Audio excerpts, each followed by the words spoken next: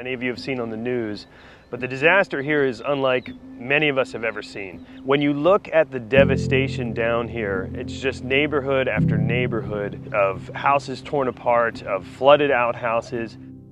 The next morning, when I got here and looked down the road, we walked all the way down here, and that's when I seen the big tree laying on top of the house. From here, it went up additional 2 feet, so at least to here. Yeah.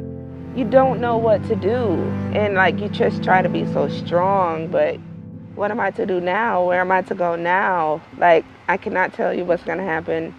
You know, we read in Scripture how what the enemy means for evil, the Lord turns out for good. He does that through those of us that are willing to be the hands and feet of Jesus and show up for people to free them from oppression. To me, Ian was an invitation by God to come and work where he's joined him where he's already working.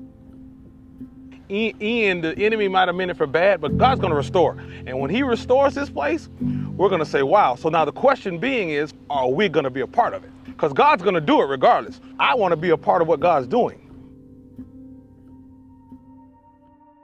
My name is Ethan Wendell. I'm the co-founder of Crisis Relief and Recovery. We're a early stage disaster relief team that partners with Adventures in Missions to get our teams on the ground immediately after a disaster. When we get into an area, what we try to do first and foremost is find the most vulnerable people. And so the nature of work that needs to happen right now is a huge amount of work that almost anybody can do, but it's going to take an army of people. We've got to chainsaw trees, we've got to tarp roofs, and then there's a huge need for what we call mucking, gutting, and mold remediation of houses. What we need are people who can come, people who are willing to serve so that we can really impact the needs of the people here.